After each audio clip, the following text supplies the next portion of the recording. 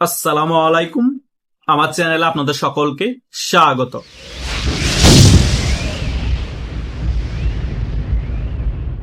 গতকালকে ভারতীয় একজন সিনিয়র সাংবাদিক গৌতম লাহিড়ীর বক্তব্যকে ঘিরে তোলপাড় সৃষ্টি হয়েছে।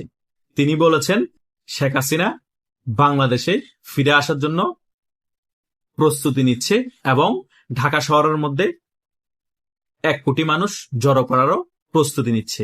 শেখ হাসিনা যেদিন বাংলাদেশে ফিরে আসবে সেদিন ঢাকা শহরের মধ্যে 1 কোটি মানুষ জড়ো হবে এবং শেখ হাসিনার প্রত্যাবর্তন 2.0 হয়ে যাবে। এই বক্তব্যের পরে বিএনপি বলেন, জামাত বলেন এবং এনসিপি বলেন তাদের পেটে কামড় শুরু হয়ে গিয়েছে, তাদের মনে ভয় ঢুকেছে। একটা জিনিস চিন্তা করেন, শেখ হাসিনা বিগত 10-12 দিনের মধ্যে যতগুলো বক্তব্য দিয়েছে, বক্তব্য যতই দিচ্ছে তিনি ততই বাংলাদেশের মধ্যে আওয়ামী লীগের অ্যাক্টিভিটি বাড়তেছে। বাংলাদেশ আওয়ামী লীগের নেতাকর্মীরা সংগঠিত হয়ে রাজপথে নামছে। তাদের এখন ভয়ডর চলে গিয়েছে, তারা এখন উজ্জীবিত আছে, ফুরফুরে মেজাজে আছে। শেখ হাসিনা 6 মাসের টাইম দিয়েছে, 6 মাসের মধ্যে বাংলাদেশে ফিরে আসবে বলেছে। এখনো 1 মাসও পার হয়নি।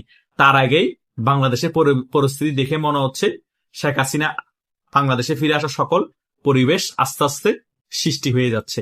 অলরেডি 15-20 দিন আগে তো জাতীয় পার্টির চেয়ারম্যান জি এম কাদের ক্লিয়ারলি বলেছেন আপনারাই শেখ হাসিনা বাংলাদেশে ফিরে আসার পরিবেশ সৃষ্টি করেছেন।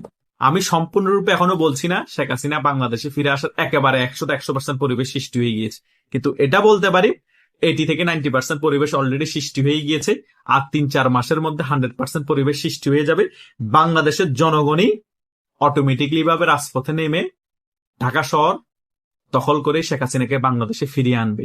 গৌতম লাহিড়ী তো টকশোর মধ্যে বলেছে 1 কোটি মানুষ বাংলাদেশে জড়ো হবে, কিন্তু আমি বলছি শুধু ঢাকা শহরেই 50-60 লক্ষ মানুষ শেখ হাসিনার জন্য রাজপথে নামবে যেদিন শেখ হাসিনা আসবে, এবং সারা বাংলাদেশ থেকে আরো 1-2 কোটি মানুষ ঢাকা শহরে আসবে। সো 1.5-2 কোটি মানুষ শেখ হাসিনা যেদিন বাংলাদেশে আসবে সেদিন ঢাকা শহরে জড়ো হবে। অলরেডি পরিবেশ সৃষ্টি হওয়ার পথে। শেখ হাসিনা একজন আয়রন লেডি। শেখ হাসিনা যা বলে তা করার চেষ্টা করে। ওনার শেষ বয়স, ওনার আর পাওয়ার আর কিছু নাই, হারানোরও আর কিছু নাই। উনি অনেকবার বাংলাদেশের প্রধানমন্ত্রী হয়েছেন। বাংলাদেশের জন্য যত উন্নয়নমূলক কাজ করার সকল কিছুই বাংলাদেশের মানুষের জন্য তিনি করে দিয়েছেন। এখন শেষ বয়সে তিনি ভারতে বসে থেকে মরতে চান না। তিনি বাংলাদেশে অবশ্যই আসবেন। তিনি বাংলাদেশে এসে বাংলাদেশ আওয়ামী লীগের জন্য ফাইট করবেন।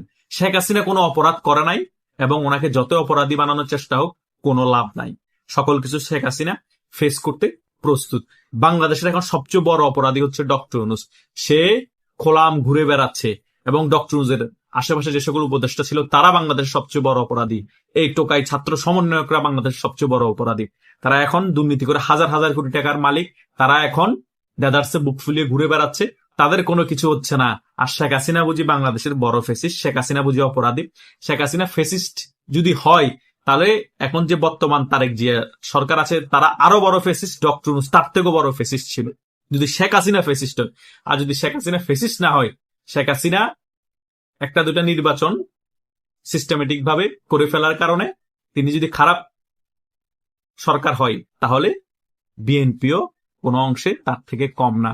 শেখ হাসিনা দিনের পর যদি রাতে করে, বিএনপি এবং জামাত মামুরা এবং ভাগিনারা নির্বাচনের 5 দিন আগে সকল কিছু সেটেল করে ফেলেছে।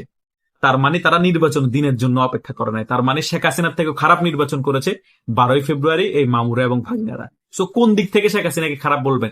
যে সকল দিক দিয়ে শেখ হাসিনার আঙুল দেখা খারাপ বলবেন, সকল কিছু তো আপনারা করে ফেলেছেন অলরেডি এই 2 বছরের মাথায়। তার থেকেও বেশি কিছু করেছেন। শেখ হাসিনা 16-17 বছর শাসন আমলে যতগুলা মানুষ হত্যা গুম খুন হয়নি তার 2 বছরের মাথায় আপনারা করে ফেলেছেন। যতগুলা বাচ্চা শিশু হামের টিকা না পেয়ে শেখ হাসিনার আমলে মারা যায় না 16-17 বছরে, সেটাই 2 বছরের মাথায় তার থেকেও বেশি হামের টিকা না পেয়ে বাংলাদেশের শিশু হত্যা হয়েছে। বাচ্চা শিশু দর্শন হচ্ছে, ছেলেরা বলাৎকার হচ্ছে না, গলা কাটা মাথা পাওয়া যাচ্ছে, দেখছি না? সকল কিছুই আমরা দেখছি। বিভিন্ন নদী সাগর খাল বিলের মধ্যে শুধু লাশ আর লাশ পাওয়া যাচ্ছে।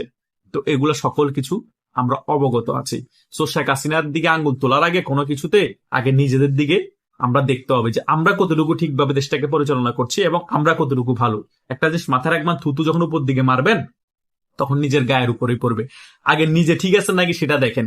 নিজে ঠিক নাই, নিজে সবচেয়ে বড় ফেসিস্ট, নিজের শাসন আমলে গুম, হত্যা, খুন, দ্রব্যমূল্যের দাম বৃদ্ধি পাচ্ছে, দেশের মানুষ না খেয়ে মরতেছে, দেশের মানুষ কষ্টে আছে।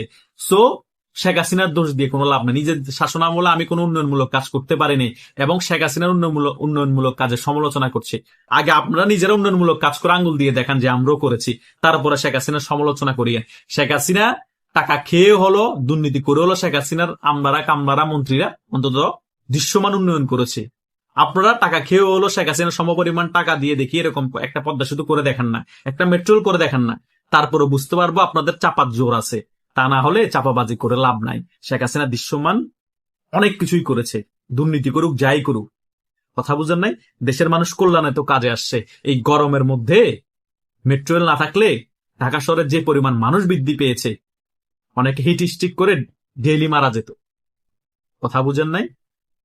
বুঝবেন, আর একটু সময় যাক, বাংলাদেশের জনগণ রাজপথে নেমেই সকল কিছু আপনাদেরকে বুঝিয়ে দিবে। কথা বুঝেন নাই? মানুষের সমালোচনা করা, একটা রাজনৈতিক দলের সমালোচনা করা, একটা সরকারের সমালোচনা করা খুবই সোজা, কিন্তু যখন নিজে সরকারে বসি তখন বোঝা যায় দেশ চালানো কত কঠিন। এটাই হচ্ছে বাস্তবতা।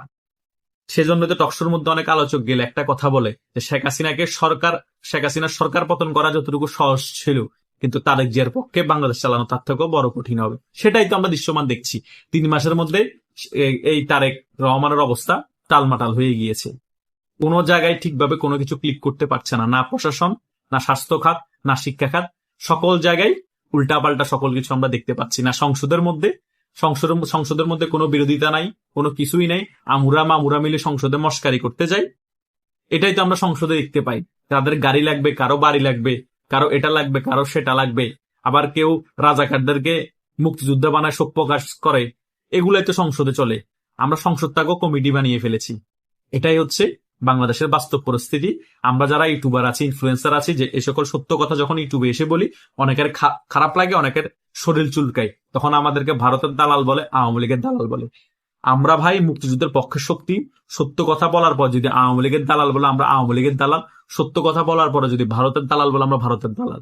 কোনো কিছুই আমরা এগুলা তো আক্কা করি না, কিন্তু সত্য বলে যাব মৃত্যুর আগ পর্যন্ত।